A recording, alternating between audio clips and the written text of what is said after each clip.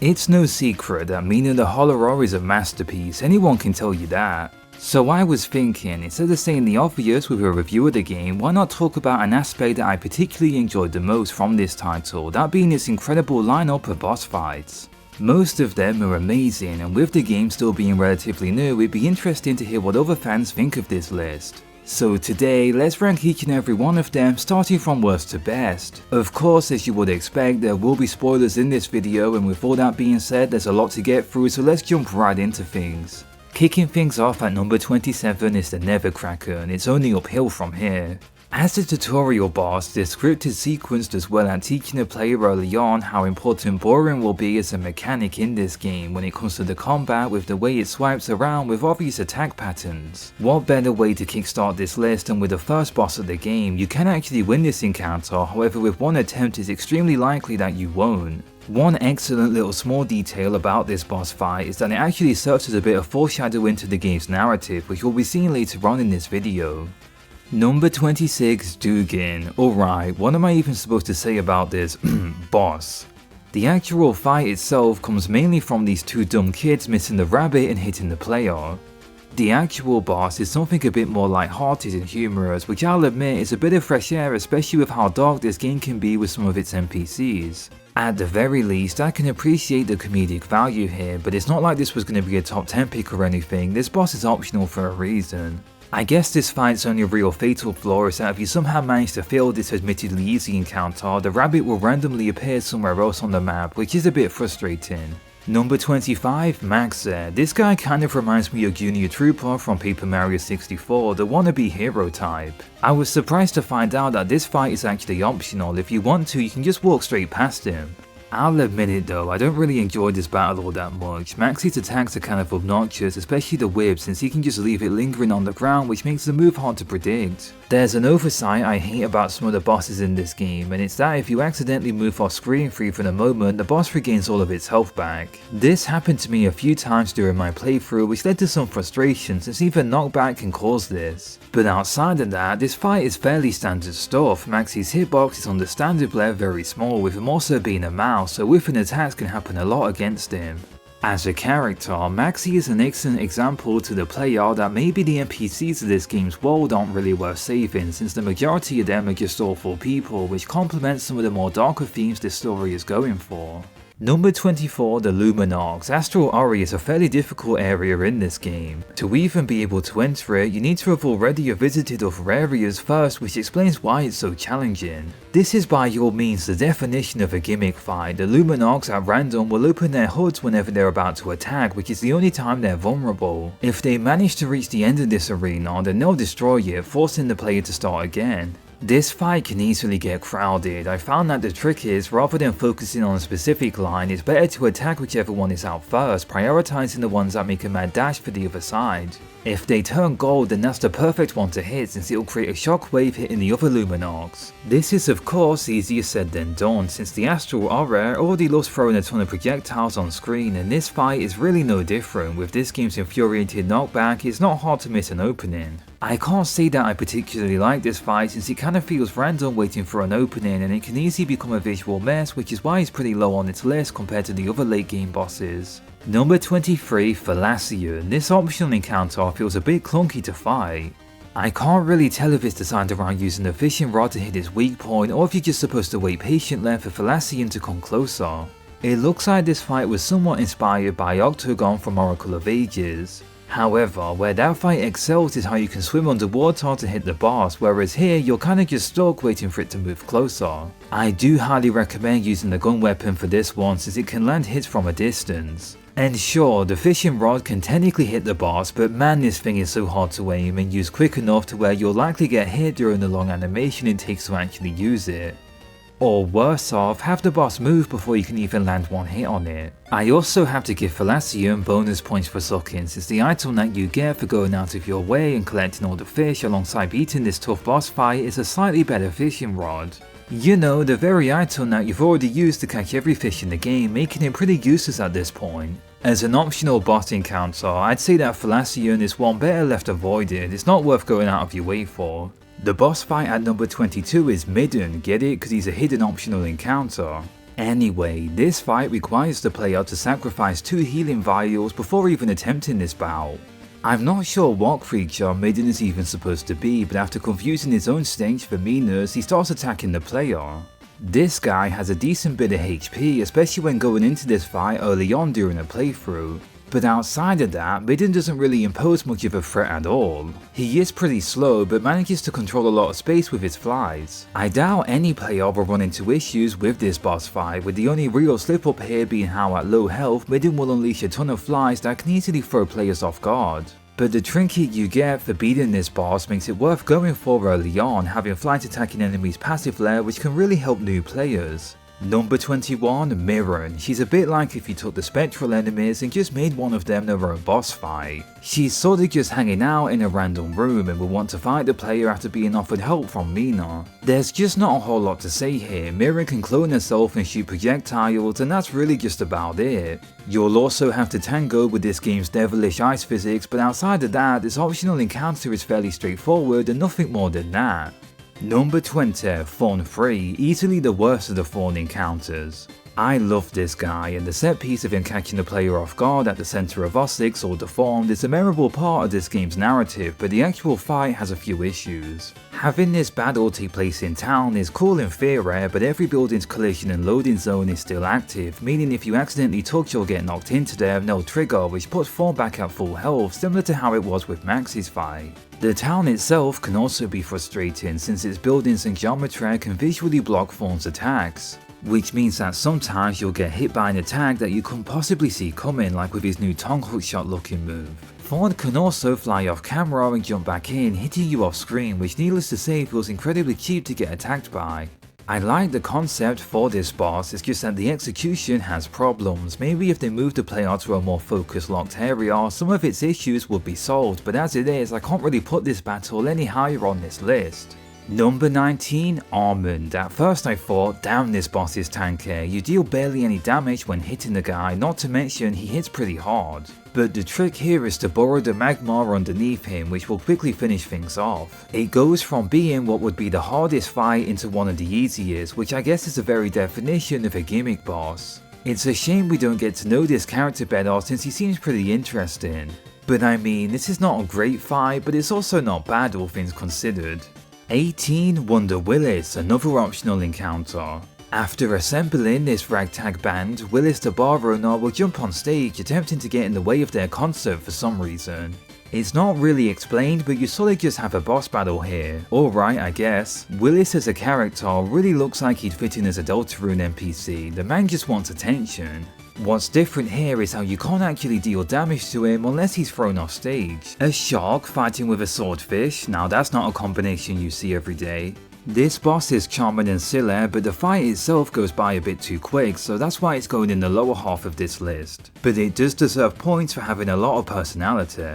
17, Dr. Luxie. I like how you can piece together the big plot twist of this game early on if you do this side quest. Escorting Luxie the Moth to one of the generator towers of course makes you want to fly into it, transforming the Moth into a monster. It's only when defeating Luxie and giving him the sparks from your healing vial that he's able to turn normal again. The fight itself is the only one in the entire game where you're unable to burrow. In theory, not having access to a primary mechanic you've been relying on up until this point would make things more difficult, but I'm not sure if it's the boss's predictable movement patterns, the large arena, or the fact that I was maybe over level for this fight, but it felt a bit too easy. But by optional boss standards, this is one of the better encounters out there, which also adds a bit of world building to this game's narrative. Number 16, Madhouse. A general rule of thumb I have with most action games is that I've never really been a fan of, well, big bosses. Something more mono a mono is what I typically prefer, since with a bigger size comes certain issues. Namely, that enemies designed this way can be much easier to wail on, which can trivialize certain encounters. Madhouse doesn't really have a whole lot going for it, even as a sub-boss. It sorta just jumps around and occasionally releases bombs. The arena is big enough to where you can burrow away for a quick heal at any moment. I do like, however, that the eyes and tongues are actual NPCs that are being trapped by the house. But as for the fight itself, this is one of the more weaker battles for sure. Something tells me the devs intended this encounter to be targeted towards beginners, but because this game is open, there's a good chance you'll come to it later on and kill it with little to no issues. which I guess is always one of the problems that comes with designing fights that can be done in any order. 15. Major Mina, a simple boss that blocks the player's entrance to Bone Beach. His attack patterns are fairly easy to see coming, with the audience members throwing down pickaxes to catch you off guard. I guess it's different in how the boss can heal, but once you notice him go for it once, you can easily stop this from happening in future attempts. The miner looks like a gnome, which I guess is pretty neat. I don't know, this fight is over quicker than it started. Not bad, but it doesn't really leave a strong impression. 14. Frozen Horror. I can't help but groan whenever I think of this battle. I doubt I'm not alone in saying this, but this is easily the most frustrating boss in the entire game. Before even talking about this thing, the whole area of Coltrane Peak is really difficult to get through. And on top of that, the developers devised a truly evil boss rollback whenever you die in this fight. Like, I don't even have to say anything, this footage really just explains itself. What confuses me the most about this run back is how there's technically a shortcut, but it barely changes the distance and enemies that you're forced to run past. Man, these spectral enemies in particular are a huge pain. Anyway, okay, so on to the actual fight, and I'll be honest, all of it feels kind of a bit random. It is satisfying knocking the boss against the wall and then bouncing him back into an attack combo, but after a while the arena gets small and you can no longer rely on that strategy, especially when using a slower weapon like the hammer. It's really easy to whiff an attack or collide into the boss and die here. It's not a bad fight by all means, and maybe during my initial playthrough I was somewhat underleveled to explore this area, but I can easily see this boss not resonating well with players overall, since its rollback and gimmick with the ice can lead into some very frustrating moments. But you will absolutely feel accomplished after finally destroying this monstrosity in the end. Thankfully, the final boss of Coltrane Peak is incredible and caps off the area on a high note, more on that later of course.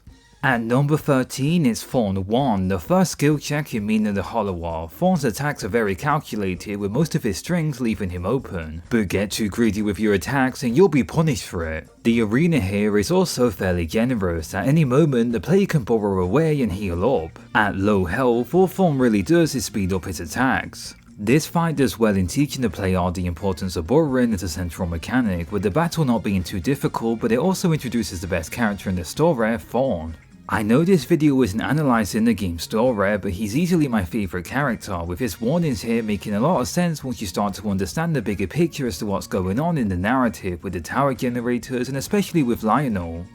12. The Duchess. I like how there's a side quest tied to this boss with this one guy that you escort into the arena. It's implied that the two were lovers, and after defeating the Duchess for them to become one at peace again, this NPC wants you to encase him in a tomb. Look, I'm not going to argue the morals of whether or not this is right or wrong, especially since the trinket you get for doing it is by far the best in the game, which allows you to revive after dying once. So I mean, you might as well close the lid on this guy. As for the Duchess herself, she's quite slow with very easily telegraphed attacks, so it won't take long until you're able to read her patterns. In the second phase, she adopts a more cosmic horror inspired appearance. This section is much more interesting if you ask me, but it does become much more difficult. Attacking the Duchess's detached head won't deal any damage, and these tentacles can come out pretty spontaneously.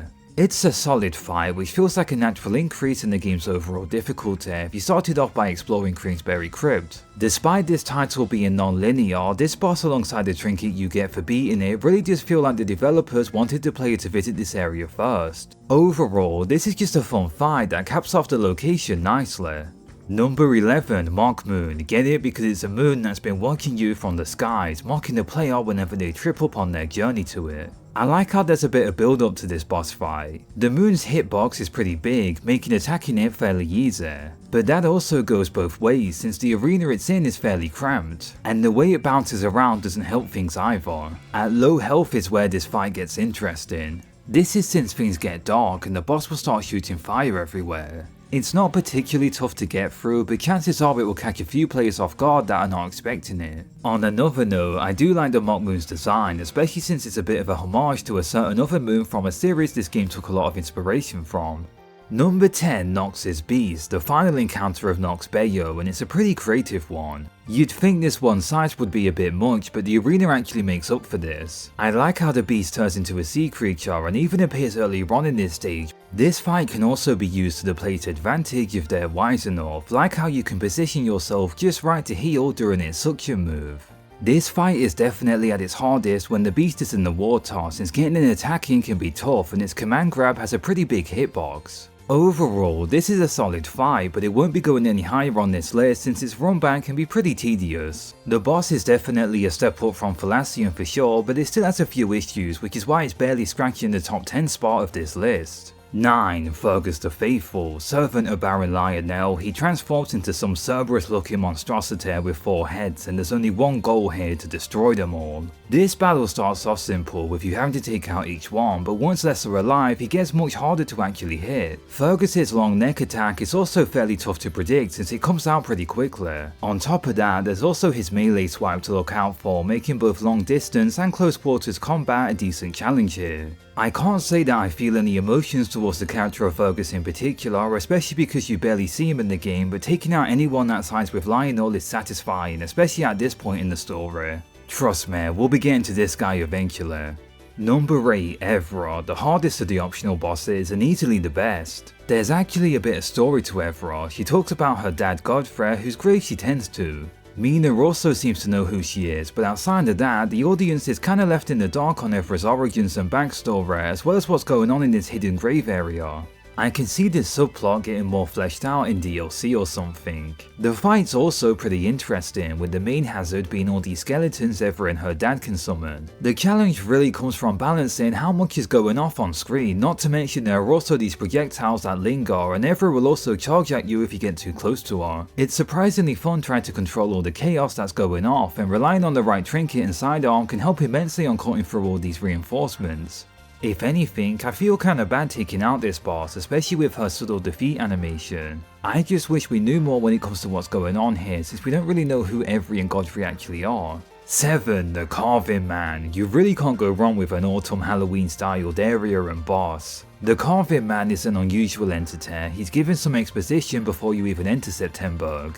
The guy will even chase you around pursuer style, with him being impossible to kill during these sections. He even managed to catch me off guard a few times. It's not until you reach the end of the area where he's actually able to be damaged. The fight itself can be fairly tricky. This is one of the earliest examples where the game expects the player to better master the burrowing mechanic, having you jumping or digging under the shockwaves that the boss creates. My only complaint for this fight is that we never get to know who the Carving Man even was. The game really went out of its way to cement him as one of the more memorable encounters, but once he's dealt with, the Carving Man isn't really brought up again. But either way, this fight is a memorable moment for sure. I just wish we got to know more. Number 6, Minded Mind. Just look at this thing. At this point, you've explored the inners of a Dreadmore King Jabu Jabu style, and now you're faced with an absolute roadblock of a boss, that being its brain. This fight is all about separating your attention between its different weak points and eyes that will fire lasers if not dealt with. Minded Mind can really play around with the player's expectations. If you'd think its large size would make it easy to hit like we previously fought bosses, but the weak points require you to hit very specific parts of its brain.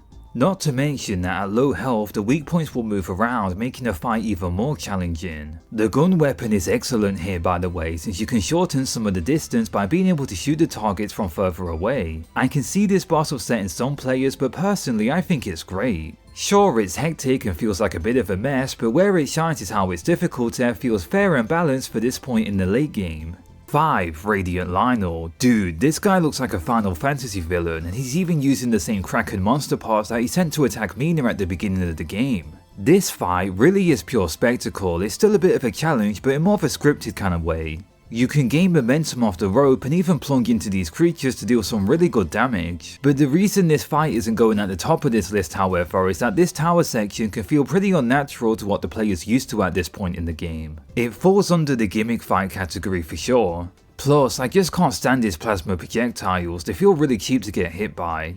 They attack in such a strange pattern, not to mention in the second half of this battle, they can even attack from behind Lionel's sprite, which obscures the move. During this part of the fight as well, you're no longer moving in 3D, just left to right, which makes a lot of what you've learned about avoiding attacks feel antithetical to how other bosses have acted up until this point.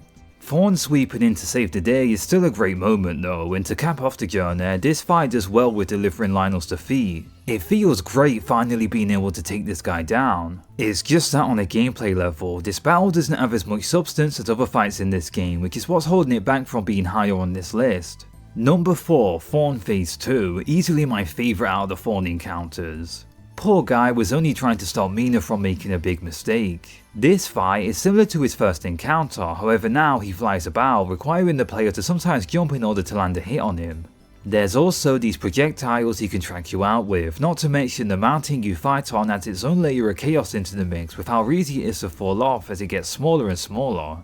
This boss honestly just has it all, the set pieces, its build up, and how Thorn cements himself easily as the best character in the game, both story and design wise. It's a tough fight for sure, especially with how easy it is to get knocked off the mountain, but the generous reset run back and fast nature of having to react to Thorn's increased movement speed easily cements this as one of the best bosses in the game. It's just all around a solid fight. 3. Locomotress Agnes. Now this is easily one of the best bosses in the game. I like how you can see the tower off in the distance. It looks beautiful, and what helps this fight stand on its own is how there's a good bit of variety with there being some platforming sections. Of course, with the kind of fight this is, actually being able to hit Agnes can be pretty difficult since she's constantly teleporting around the place. Also, here's a small tip for this fight, there's actually a hidden shortcut on the far end of the boss's entrance so you can cut out the insane run back that is bound to bring suffering to those that go through it. Whilst there isn't much lore to who Agnes the Locomotress is outside of this one conversation you can have with this spirit beforehand, her presence in this fight is particularly striking.